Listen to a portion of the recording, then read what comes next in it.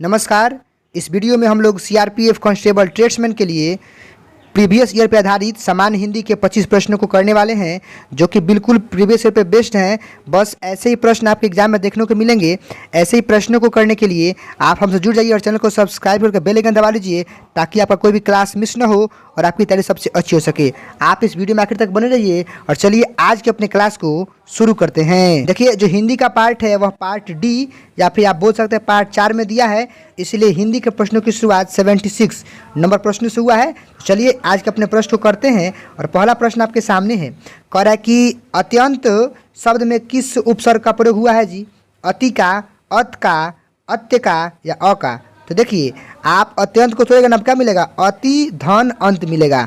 तो उपसर्ग पहले लगता है तो क्या करेक्ट आंसर होगा? ऑप्शन ए होगा अति। चलिए आगे बढ़ते हैं 77 नंबर प्रश्न की तरफ और हमसे कह रहा है कि जो भिक्षुक शब्द है वो उसमें किस प्रकार के प्रत्यय का प्रयोग हुआ है? तद्धित, कृत, तद्धितीय विशेषण या इनमें से कोई नहीं। तो सही आंसर ऑप्शन 2 हो जाएगा कृत प्रत्यय का। जन्म में कौन सा समास है? देखिए, जिस शब्द का पहला अक्षर अगर अव्यय हो ना तो होता है अव्ययी भाव। तो सही आंसर ऑप्शन 4 हो जाएगा। चलिए बात करते हैं 79 नंबर की और कह रहा है कि जो अव्ययी भाव समास होता है उसके संबंध में हमें सही कथन पहचान करना है। आप ऑप्शन पढ़ सकते हैं और इसका सही आंसर ऑप्शन 3 हो जाएगा कि उसका पूर्व पद प्रधान होता है और समासिक शब्द होते हैं। चलिए बढ़ते हैं 80 नंबर प्रश्न की तरफ और कह रहा है कि जो पुरोहित है उसमें कौन सी संधि है? तो देखिए, जैसे आप पुरोहित को तोड़िएगा ना तो आपको मिलेगा पुरह धन हित। तो जहाँ भी विसर्ग की बात है तो सिंपल बात है कि विसर्ग संधि का उदाहरण होगा।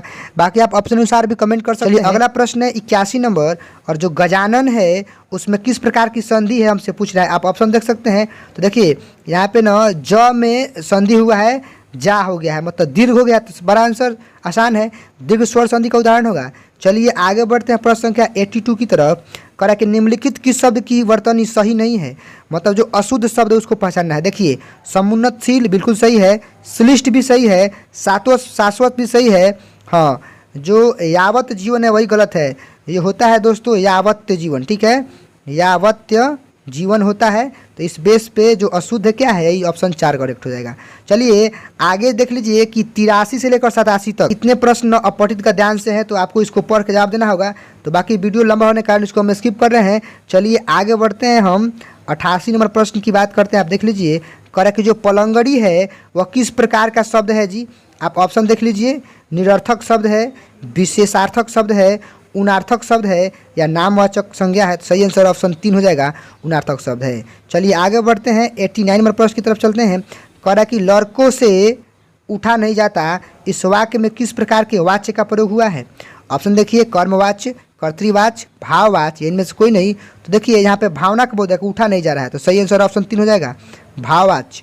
चलिए 90 नंबर प्रश्न दोस्तों देख लीजिए बढ़िया से। कह रहा है कि निम्नलिखित में कौन सुमेलित नहीं है? मतलब जो सुमेलित नहीं है उसको हमें पहचानना है।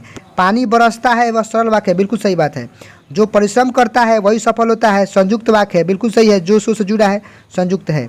चलिए ऑप्शन 3 देख लीजिए। कह रहा है कि वह आया और मैं गया, और है ना, यह भी संयुक्त वाक्य है। हाँ, लेकिन जो 4 नंबर है ना यही सुमेलित नहीं है, यह गलत दिया है। कह रहा है कि यह वही स्थान है जहाँ मेरे चाचा जी रहते थे, संयुक्त नहीं, मिश्र वाक्य उदाहरण है। सही आंसर ऑप्शन 4 हो जाएगा।